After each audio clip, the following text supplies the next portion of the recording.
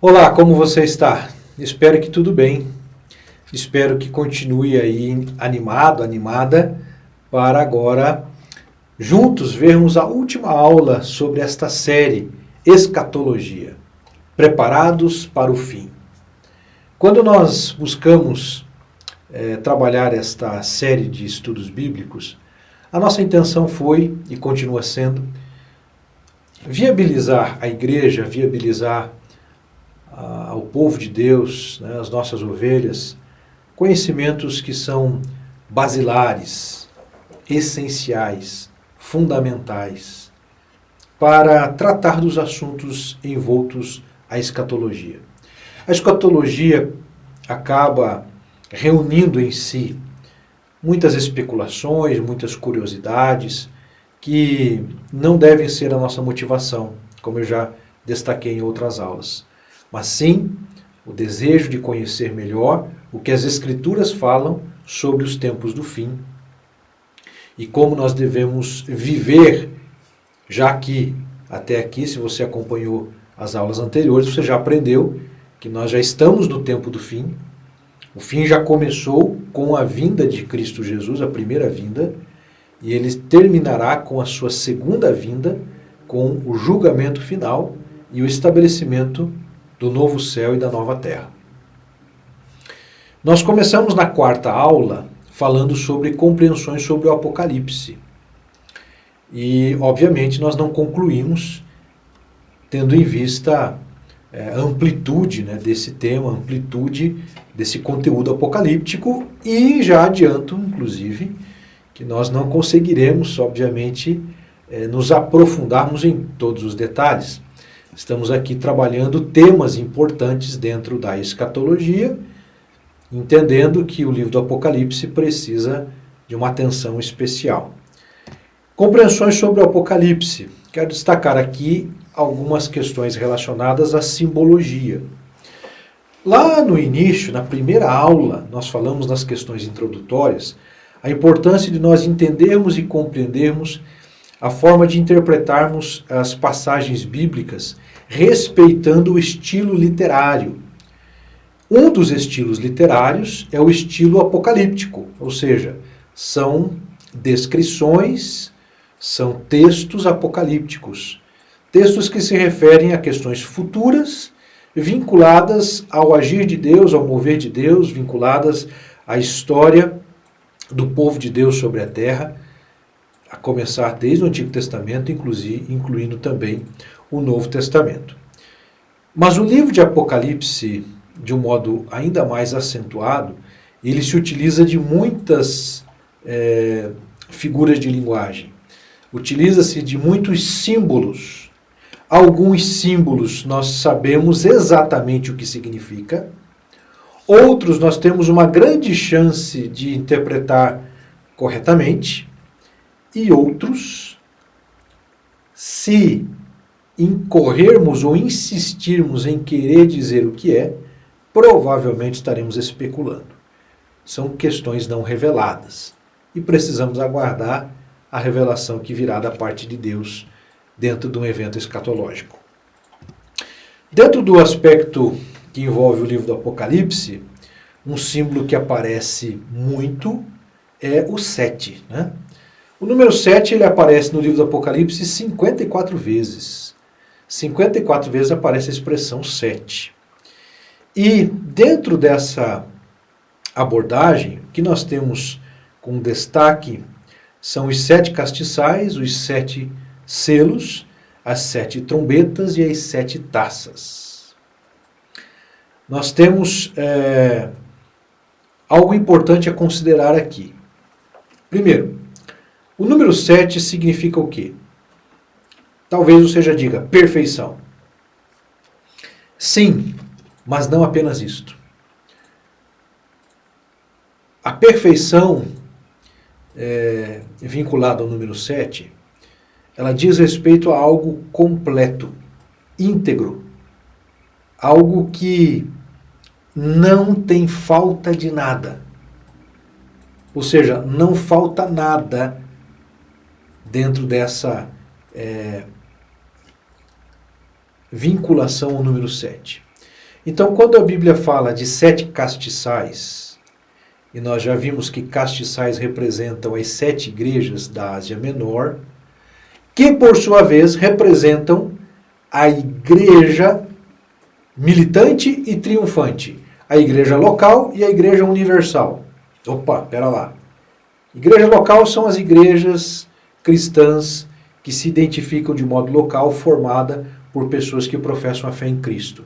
A igreja universal ou católica, e aqui eu não estou me referindo às denominações cristãs, mas aos termos em si. O termo católico significa universal. Então, igreja católica é igreja universal. A igreja universal também não é uma denominação, mas a igreja de Jesus Cristo, espalhada sobre a face da terra e em todas as épocas, até inclusive a volta dele. Então, os 7 castiçais representam a completude da igreja na história. Não apenas as igrejas da Ásia Menor, não apenas Éfeso, Tiatira, Pérgamo, Sardes e as outras igrejas ali da Ásia Menor. Não apenas aquelas 7, mas elas representam todas as igrejas na história, em toda a história. Os 7 selos são vinculados ao livro que se abre, e a abertura de cada um dos selos traz um anúncio a respeito do que está para acontecer, ou do que está acontecendo dentro daquela compreensão do paralelismo progressivo. As trombetas, elas são instrumentos de anúncio, de propagação, de maior evidência, de maior ênfase, enquanto os selos, eles estão trazendo uma revelação, as trombetas estão anunciando com maior ênfase, é uma declaração enfática do que está para acontecer. E as 7 taças, por sua vez, é o evento em si acontecendo. Por isso, aquele exemplo das taças sendo derramadas. À medida que cada uma das taças é derramada, os eventos eles acontecem dentro das descrições ali do livro apocalíptico, com a intensidade, com os processos, com os elementos, com ênfase e força cada vez maior. Isso nos ajuda a entender aquilo que nós estudamos na aula 4, e eu quero chamar a sua atenção novamente para o paralelismo progressivo. Olha só, os 7 castiçais, os 7 selos, as 7 trombetas e as 7 taças. Nós temos os castiçais representando a igreja e as igrejas locais em todo o período, desde a primeira vinda até a segunda vinda de Cristo. Os selos representam a abertura do livro que está sendo, o livro instruído a respeito do que está por vir e acontecer, que na prática, veja, é importante agora distinguir isso, na prática, a igreja também participa desse processo quando nós pregamos a palavra de Deus, quando nós aconselhamos, quando nós fazemos discípulos, quando nós evangelizamos, quando nós cumprimos com a missão, cumprimos com o ID, nós estamos executando a abertura dos selos. Nós hoje, nesse tempo, e os cristãos desde o passado e até aqueles outros que virão até a volta de Jesus. As trombetas são este anúncio com maior veemência. É o kairós de Deus em que ele abre abertura, ele abre oportunidades para que o mundo veja que os eventos escatológicos estão acontecendo, que os elementos escatológicos estão sendo evidenciados cada vez mais, e Deus está dentro do kairós dele, do tempo dele, dando oportunidade para que as pessoas creiam em Cristo, se arrependam dos seus pecados, confessem a Jesus Cristo como único Senhor e Salvador e vivam para a glória de Deus. As 7 taças dizem respeito aos eventos que já vêm acontecendo ao longo da história, Por exemplo, nós vimos na aula 3 sobre a volta de Jesus, a respeito dos elementos ali que implicam estes fatos importantes que dizem respeito à volta de Jesus. São elementos que fazem parte dessa história como um todo. Dando sequência a essa questão da simbologia, então, quando nós entendemos estes principais conceitos, fica mais fácil a gente ler o livro do Apocalipse. Queridos, eu quero usar um exemplo agora, que não é um exemplo da Bíblia, mas que nos ajuda a entender o que é o paralelismo progressivo e como funciona, por exemplo, o derramar das 7 taças, as 7 trombetas e os 7 selos, e também os 7 castiçais. Existe um filme, é um filme de ação. Se você não gosta de filme de ação, então você fica a teu critério assistir ou não.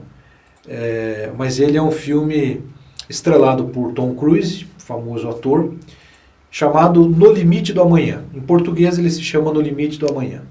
Ele conta a história de um soldado, na verdade é de um militar, que ele está no meio de uma guerra. Ele é obrigado, ele é um militar estratégico, mas por circunstâncias do roteiro, ele acaba sendo inserido dentro da batalha, do campo de batalha. Nesse campo de batalha contra os alienígenas, é uma invasão alienígena, ele acaba, eu vou tomar cuidado aqui para não dar o spoiler do filme, mas ele acaba então se deparando com um desses aliens, e esse confronto com o alien, ele morre. Só que nesse primeiro momento, ele adquire uma capacidade de voltar no tempo. Então Tom Cruise ele volta no tempo e ele tem agora a capacidade de viver a mesma batalha várias vezes. Na verdade, o filme vai mostrar que são centenas de vezes. Então eu quero utilizar deste exemplo, e não vou dar mais detalhes para não incorrer aí e de repente dar alguma informação e frustrar você quando assistir o filme. É um filme bem interessante, eu achei pelo menos bem interessante. É uma distração boa. Mas enfim, voltemos à ênfase que eu quero trazer. Quando ele mostra que ele tem a oportunidade de voltar no tempo e refazer as suas ações, me ajuda a ilustrar o que eu quero dizer aqui. O que nós temos hoje no mundo é uma sequência de eventos escatológicos cíclicos que acontecem numa evolução de progresso que vai crescendo, crescendo, crescendo até o dia da volta de Jesus, o dia do juízo final e o estabelecimento da Nova Jerusalém. Creio que agora eu consegui trazer um exemplo mais prático do que seria então esses eventos que eles são cíclicos e acabam se repetindo ao longo do tempo. É isso que acontece com os 7 selos, as 7 trombetas e as 7 taças. Lembrando que o número 7 representa o quê? Algo completo, não falta nada. Então diz respeito a compreendermos o seguinte: Deus trará uma revelação de cada selo perfeita, completa, não vai faltar revelação. Nós não precisamos, na verdade, de maiores revelações. Tudo já está revelado na Bíblia. Nós não precisamos de uma outra Bíblia, não precisamos de um outro testamento. Nós aguardamos a volta de Jesus. As 7 trombetas são o anúncio dos elementos que fazem parte do fim que começou com a primeira vinda de Cristo. E eu volto a insistir nisso, porque quando eu falo de fim, não é o fim do fim, mas é o fim que já começou com a primeira vinda. E as 7 taças que dizem respeito aos eventos concretos do derramar da ira de Deus, da vontade de Deus, do mover de Deus em todo esse processo. É por isso que nós vamos encontrar porções sendo impactadas. No primeiro momento você vai ter 1/4 da terra sendo afetado, 1/4 das águas sendo afetada, 1/4 dos animais, 1/4 da fauna, 1/4 da flora sendo afetada. Depois você vai ter 1/3, depois você vai ter 1/2, e assim sucessivamente até culminar-se com a volta de Jesus. Avançando para os aspectos simbológicos, nós precisamos também entender um dos temas de maior polêmica do livro do Apocalipse. É o milênio. Afinal de contas, os 1000 anos são literais ou simbólicos? Quando nós falamos sobre simbolismo e literal, temos que lembrar o seguinte: os 7 castiçais dizem respeito a símbolo. O castiçal é um símbolo, mas que diz respeito a algo literal. Os selos é um símbolo que diz respeito a algo literal. As trombetas e as taças da mesma maneira. Por que que nós vamos insistir com uma interpretação literal do milênio? É uma possibilidade? É. Então vamos entender quais são as possibilidades. Nós temos 3 correntes de interpretação acerca do milênio. As 3 dizem respeito a compreensões desde os primeiros séculos da igreja até hoje. Tá? Então nós temos a compreensão que ensina, por exemplo, a respeito da interpretação do pós-milenismo. O pós-milenismo, o milênio, ele é literal, mas não significa necessariamente que seja 1000 anos. Pode ser 999 anos, pode ser 1001, 1010. Então ele não está sendo literalista no sentido de ser específico 1000 anos. Mas podem ser um pouco menos ou pode ser um pouco mais. O que vai acontecer? Nesses 1000 anos, Jesus ele virá, instaurará os 1000 anos e governará, reinará junto com a igreja no mundo. De maneira que o mundo vai melhorando, a ponto de acontecer uma conversão global, ou seja, todos os judeus vão se converter, todo mundo irá se converter por causa da presença de Jesus na terra, até o momento em que ele solta Satanás. E aí acaba trazendo o julgamento final. Essa interpretação, o pós-milenismo, ele é uma interpretação já pouco defendida na atualidade. Ela tem vários problemas, né? Eu estou aqui apenas pincelando o conceito principal. Mas tem vários problemas aí e eu já posso deixar muito claro para você que nem precisa se preocupar com ela. A segunda interpretação diz respeito à interpretação pré-milenista ou pré-milenarista. Essa é uma interpretação que ganhou muita força nos primeiros séculos, até Agostinho. Agostinho é quem vai trazer uma força para a visão amilenista, que até então era vista de um modo herético. Daqui a pouco vamos falar sobre o amilenismo. Pré-milenismo, então, ele vai defender a segunda vinda de Cristo dentro de um evento escatológico em que ele inaugura esses 1000 anos. No período dos 1000 anos acontecerá a grande tribulação. Para quem é pré-milenista, ele também precisa depois decidir se a grande tribulação, a igreja será retirada da terra, será arrebatada da terra antes da tribulação, no meio da tribulação ou depois da tribulação.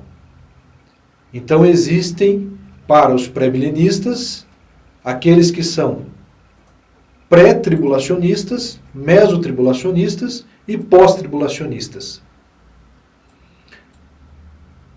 Encerrado esse período de 1000 anos, Satanás é solto e se dá então o momento da grande batalha de Gog e Magog e os eventos finais escatológicos. Tá? Mas aí você tem algumas lacunas para responder a respeito destes eventos.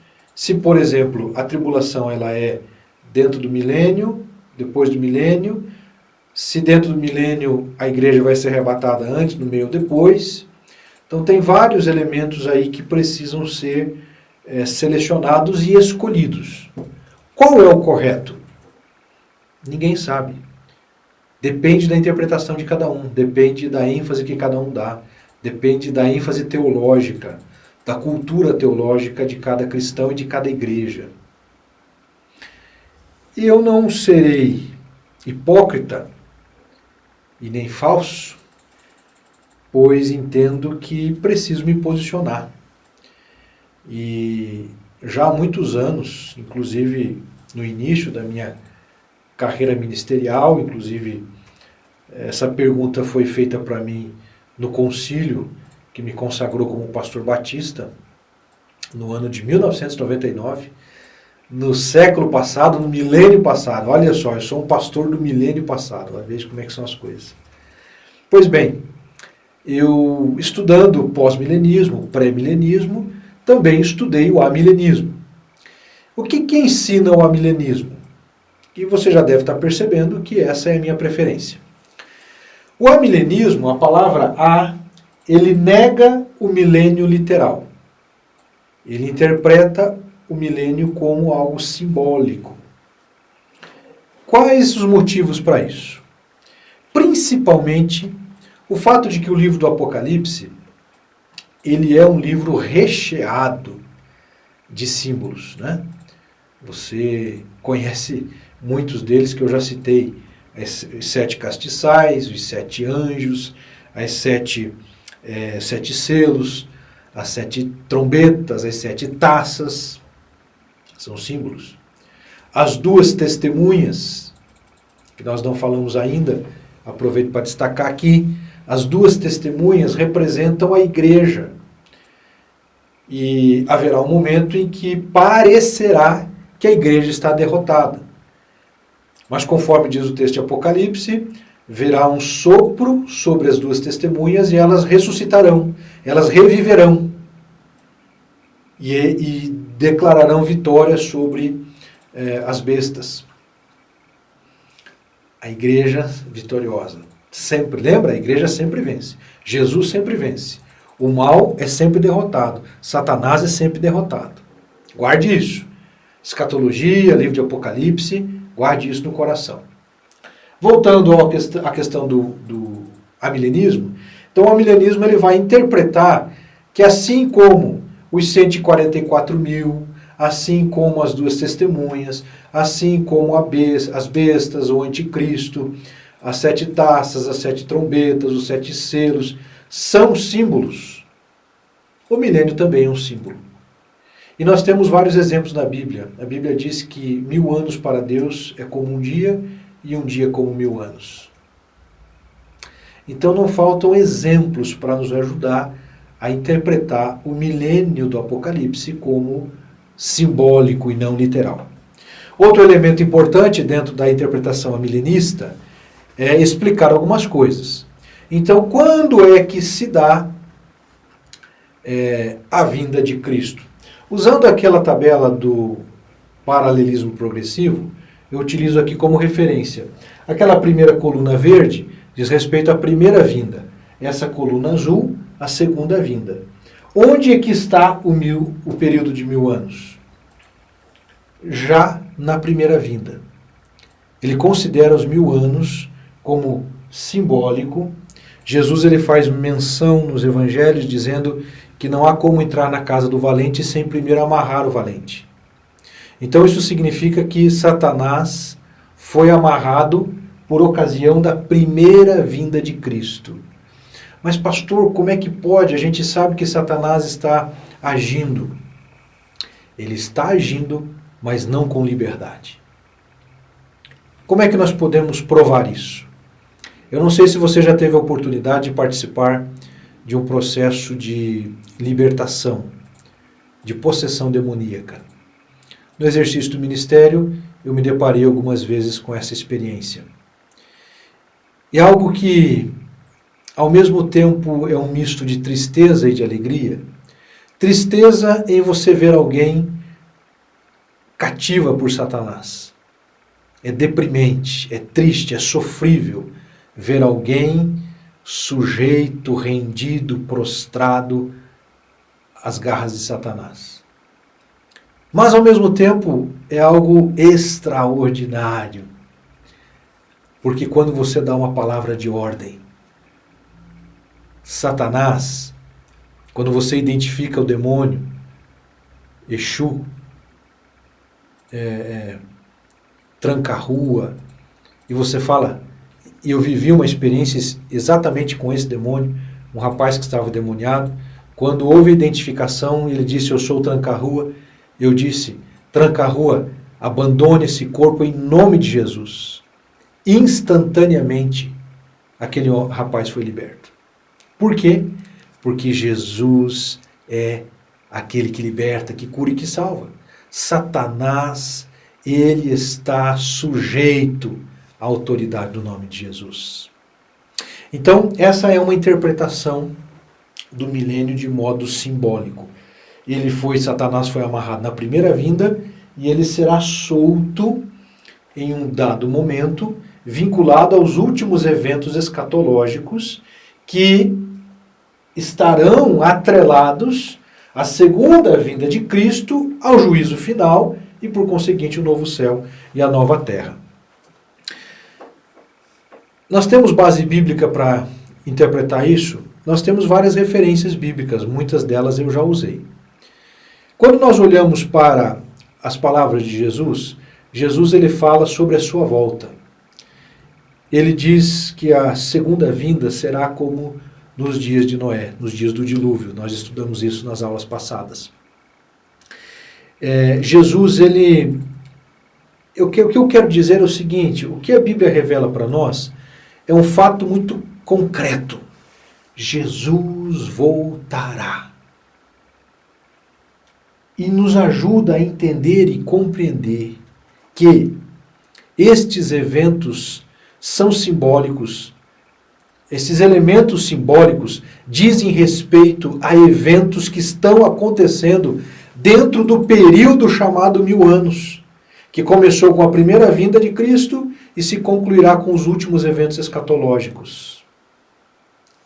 É fácil entender isso? Essa é uma das razões do porquê eu prefiro a abordagem amilenista, porque é mais fácil de explicar, é mais fácil de crer. Basicamente, eu creio que Jesus voltará, enquanto ele ainda não voltou, nós estamos sofrendo provas, perseguições, também temos vitórias.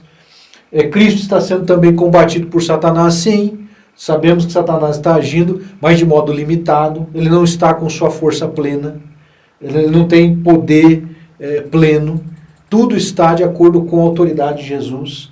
A queda da Babilônia e das bestas, por exemplo, a Babilônia caiu, o Império Romano caiu, outros impérios que vieram depois caíram também, e outros impérios que surgirão cairão também. Nós vemos os eventos escatológicos dentro dessa visão do paralelismo progressivo.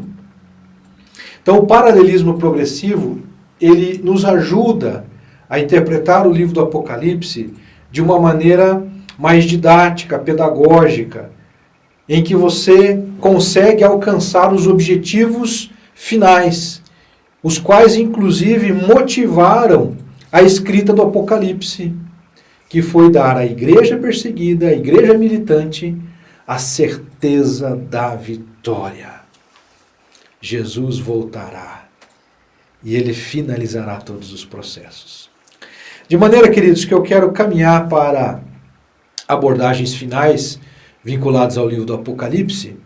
E se você, de repente, se sentir um pouco frustrado, porque gostaria de mais detalhes, precisaremos aí fazer uma série só para tratar dos assuntos apocalípticos especificamente. Mas eu penso que se você se você assistir e estudar com cuidado as nossas 5 aulas, o total das 5 aulas, você ficará com um conhecimento adequado, que te permite, inclusive, permite a mim dizer o seguinte, preparado para os eventos escatológicos que nós já estamos inseridos. Eu quero finalizar com uma abordagem de William Hendrickson, o autor que nós temos utilizado para nos ajudar a interpretar o livro do Apocalipse, com base no seu livro, que eu já citei para vocês, trago aqui novamente a descrição, Mais que Vencedores. As profecias deste grandioso livro descreve Cristo do começo ao fim como vitorioso, o conquistador. E aí nós temos algumas referências deste fato. Capítulo 1, 18, 5, 9, os versículos seguintes, 14, 1 e 14, 15, versículo 2 e os seguintes, 19, verso 16, 20, verso 4, 22, verso 3. Ele vence, presta atenção, ele vence a morte, o Hades, o dragão, a besta, o falso profeta e a todos os adoradores da besta.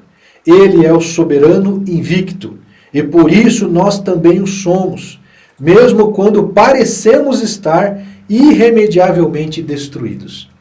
Que é o exemplo que nós temos nas duas testemunhas, que pareciam estar mortas, mas recebem vida para vencer. Assim acontece com a igreja. Às vezes a igreja pode parecer que está sucumbindo, mas vem um sopro de Deus e traz um novo ânimo, traz um novo avivamento, a igreja se levanta. Esta é a trajetória da igreja na história. A igreja ela passa por privações, por provações, por perseguições, mas depois ela vem, se levanta com força e avança, e assim será de modo progressivo até Jesus Cristo voltar. Eu me empolgo, meus queridos, porque realmente é isso que eu creio. Eu creio que esta é a revelação da palavra de Deus. De maneira que eu quero compartilhar com você agora, finalizando a nossa quinta e última aula, a nossa série sobre escatologia, algumas convicções pessoais que são baseadas nas Escrituras e que eu gostaria que você pudesse também assumir como suas. Algumas convicções indispensáveis quando tratamos de escatologia, tá? A primeira convicção: o fim já começou. Guarde isso. Você deve lembrar que eu citei isso várias vezes. O fim já começou. Começou quando? A primeira vinda de Cristo. Lá foi o início de tudo. O início de tudo no sentido escatológico. Dos últimos tempos. Os últimos tempos têm um evento que marca o início. Nós não sabemos quando será o fim do fim, mas nós sabemos quando foi o início do fim. Eu estou sendo redundante, mas eu creio que isso ficou bem claro. A segunda convicção: o fim é inevitável. Não adianta ir por essa linha de filmes hollywoodianos, de personagens que querem evitar o fim, evitar o estabelecimento do anticristo, evitar a instalação da besta. Não, estas coisas já estão acontecendo, queridos. Os elementos que prefiguram as características do anticristo não dizem respeito a um personagem, mas a uma série de elementos que fazem parte do anticristo. O anticristo, conforme nós já lemos lá em Tessalonicenses, é aquele que se levanta contra tudo que é Deus. E não diz respeito a uma pessoa, mas a um movimento. E nós temos um movimento global de coisas que se levantam contra Deus, que se levantam contra os valores do reino de Deus. Nós temos hoje um forte movimento no Brasil, encabeçado por algumas minorias, para tirar a Bíblia, de colocar a Bíblia como um livro retrógrado, um livro de fascistas, um livro de pessoas que não têm respeito pelo ser humano. Está errado. Isso é uma falácia. Isso é um sofisma. Eu achei muito interessante uma abordagem de um outro pastor a respeito de como nós gostamos de rótulos. Então eu quero utilizar-se aqui de um exemplo. E aqui eu gostaria que você tivesse maturidade para entender que eu não estou defendendo nem um ponto de vista radical, nem outro, mas um ponto de equilíbrio onde não há esse rótulo. O Brasil hoje vive um conflito de extrema esquerda e extrema direita. Cristãos de extrema direita, de extrema esquerda, e cristãos de extrema direita tendo conflitos.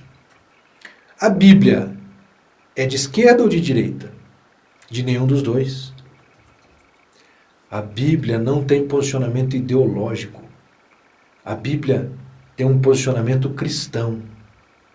A palavra de Deus. Nós podemos encontrar valores cristãos na esquerda e nós podemos encontrar valores cristãos na direita. Qual dos dois está correto? Nós teremos falhas nas duas ideologias. Nós temos que ser bíblicos. Bíblicos. O movimento do anticristo é um movimento que deturpa a verdade do Evangelho e tenta tirar de cena as Escrituras, tirar de cena as verdades que nós cremos enquanto reino de Deus. Por exemplo, há um movimento para destruir a família, há um movimento a favor de aborto, há um movimento para desconfigurar o próprio casamento entre um homem e uma mulher. Isso tudo diz respeito a profecias bíblicas a respeito destes elementos. Agora quero chamar a sua atenção para o seguinte: não cabe a nós assumir uma batalha, uma guerra contra estas minorias. Defender os valores cristãos, sim, mas xingar, desejar o mal, entrar em brigas que podem levar até a violência física, quando não, na maioria das vezes, violência verbal, isso é anticristão. É anticristão. É inconcebível. Nós temos que entender que o fim é inevitável. A segunda vinda de Cristo é inevitável. Jesus voltará. Essa é a terceira convicção indispensável que eu quero deixar para o seu coração. Jesus voltará. E aí, meus queridos, nós temos que nos preparar de que maneira? O que fizemos da nossa vida? Nós ajudamos pessoas a conhecer esta verdade? A conhecer esta verdade que Jesus voltará? Ou nós ficamos perdendo tempo construindo prédios, construindo casas, construindo até mesmo templos? Será que perdemos tempo discutindo se pintamos a parede de branco, vermelho, azul ou preto? O que importa, meus irmãos, é que nós preguemos que Jesus voltará. Não importa se a parede do fundo é preta ou se é branca. O que tem que estar escrito: Jesus voltará. Jesus é a esperança. Jesus é o Senhor. É isso que importa. Outra convicção indispensável: a igreja triunfará. Nós somos a igreja militante, mas que já se reveste da igreja triunfante. Jesus voltará. Cristo triunfará sobre o mal. A Bíblia nos diz que Jesus, ele aniquilará o anticristo com o sopro da sua boca. A igreja triunfará. Caminhando para o final, eu quero chamar a sua atenção para uma outra convicção indispensável. O julgamento final não terá efeito avaliativo, mas declarativo. O que isto significa? Acompanhe comigo o que diz o texto do Evangelho de Mateus, capítulo 25. Mateus, capítulo 25, a partir do verso 31. É muito importante você entender, nós entendermos, e gerarmos isto como convicção no nosso coração, de que o julgamento final não terá efeito avaliativo. Ou seja, alguns acreditam que o julgamento final, Deus vai estar sentado num trono branco, Jesus o advogado e Satanás o acusador. Que Satanás vai acusar, por exemplo, o Antônio dos seus pecados. Ah, mas o Antônio fez isso e fez aquilo. E Jesus vai entrar como advogado de defesa. Ainda que exista isto como um elemento metafórico, ele não passa disso, metafórico. A obra de intercessão já foi feita por Cristo Jesus. Jesus é o mediador entre Deus e os homens. Quem crê em Cristo não entra em condenação, já passou da morte para a vida. Como assim, pastor? Volto a repetir, nas aulas anteriores eu citei João 5,24. Lembra? Esse texto está na minha mente há muitos anos, eu espero que esteja na sua a partir de agora. João 5,24. Em verdade vos digo, que aqueles que ouvem as minhas palavras e creem naquele que me enviou, não entra em condenação, mas já passou da morte para a vida. Já passou da morte para a vida. Então, nós não vamos aguardar o julgamento para saber, será que eu serei salvo ou não? Se eu estou em Cristo, não há condenação. Romanos 8,1. Nenhuma condenação há para quem está em Cristo Jesus. Mas então, o que é o efeito declarativo? Mateus 25, 31 a 46. Me acompanhe.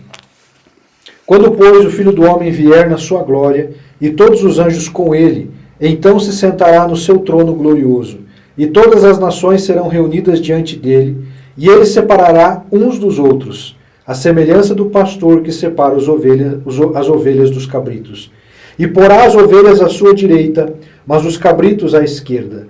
Então o rei dirá aos que estiverem à sua direita: Vinde, benditos de meu Pai, possuí por herança o reino que vos está preparado desde a fundação do mundo, porque tive fome e me destes de comer, tive sede e me destes de beber, era estrangeiro e me acolhestes, precisei de roupas e me vestistes, estive doente e me visitastes, estive na prisão e fostes visitar-me.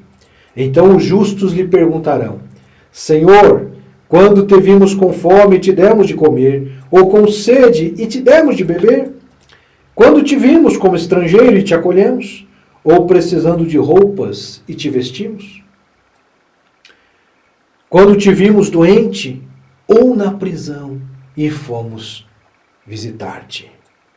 E o rei lhes responderá: Em verdade vos digo que sempre que o fizestes a um destes meus irmãos, ainda que dos mais pequeninos, a mim o fizestes.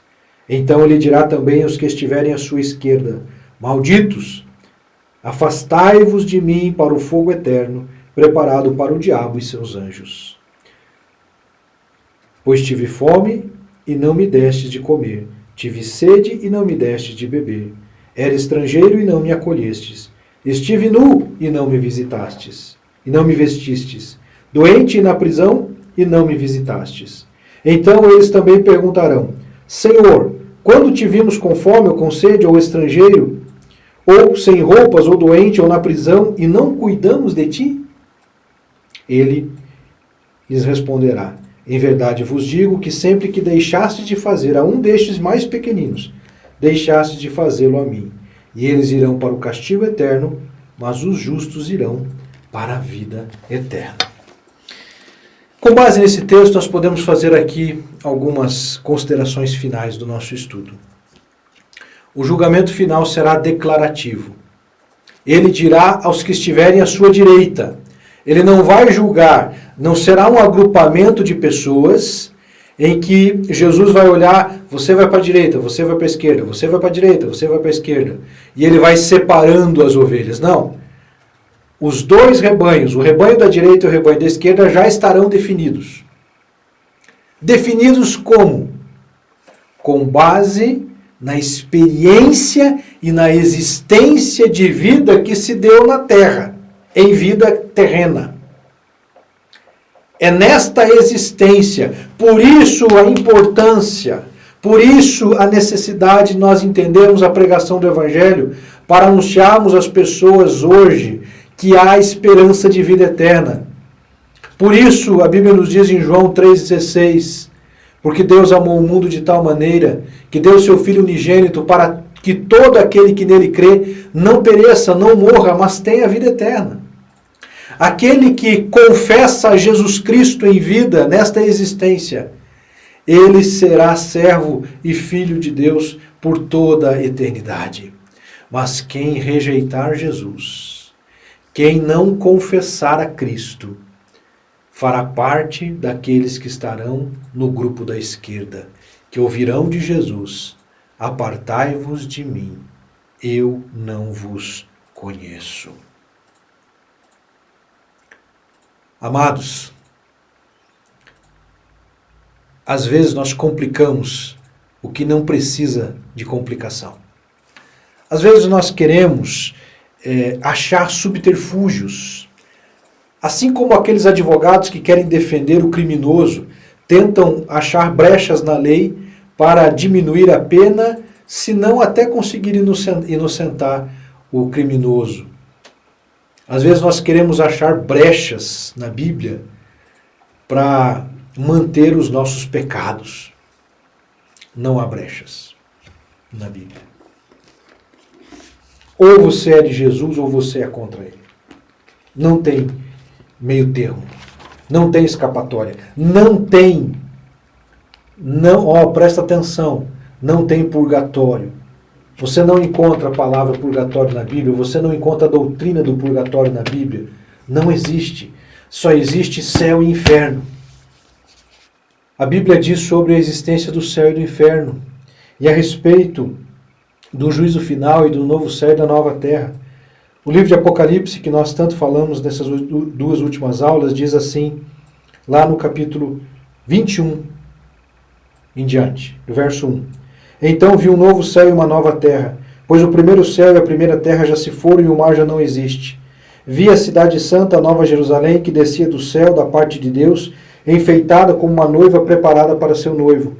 E ouvi uma forte voz que vinha do trono e dizia: o tabernáculo de Deus está entre os homens, pois habitará com eles, eles serão o seu povo e Deus mesmo estará com eles. Ele lhes enxugará dos olhos toda lágrima, e não haverá mais morte, nem pranto, nem lamento, nem dor, porque as primeiras coisas já passaram. O que estava sentado sobre o trono disse: eu faço novas todas as coisas. E acrescentou: escreve, pois estas palavras são fiéis e verdadeiras. Disse-me ainda: está cumprido. Eu sou o Alfa e o Ômega, o princípio e o fim. A quem tiver sede, darei de beber de graça da fonte da água da vida. Aquele que vencer, herdará essas coisas, e eu serei seu Deus, e ele será meu filho. Mas quanto aos covardes, incrédulos, abomináveis, homicidas, adúlteros, feiticeiros, idólatras e todos os mentirosos, a sua parte será no lago ardente de fogo e enxofre, que é a segunda morte. Uma existência de alguém sem Cristo é alguém que está vivendo a realidade da segunda morte e da morte eterna, para todo sempre.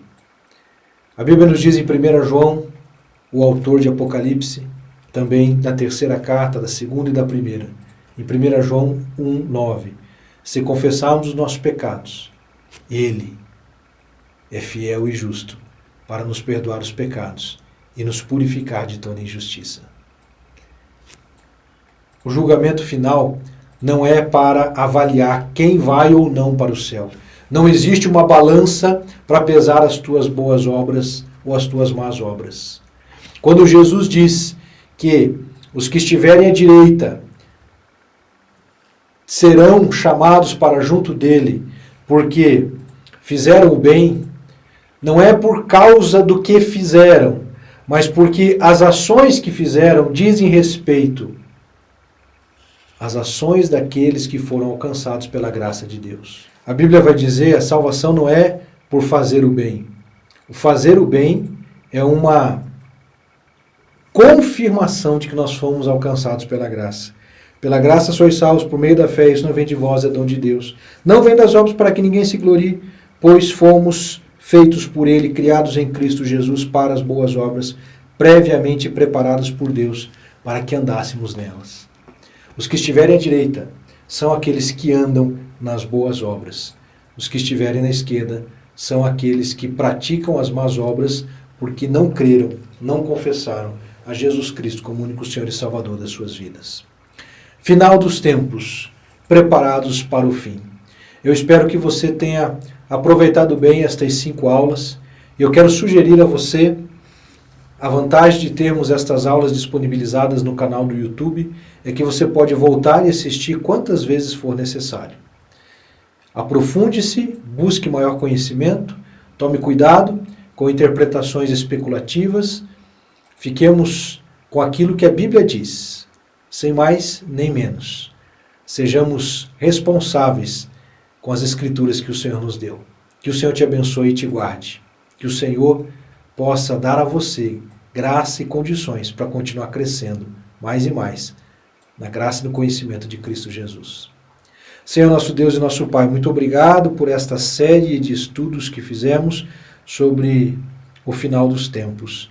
Que o Senhor, ó Deus, nos dê graça para vivermos cada dia com toda a intensidade e a certeza de que o Senhor nos sustentará e nos dará vitória em todo o tempo. Porque a igreja triunfará, Jesus triunfará, o mal sucumbirá, Jesus é vencedor e nós somos mais do que vencedores por meio dele que nos amou. E oramos assim em nome de Jesus. Amém. Que o Senhor nos abençoe.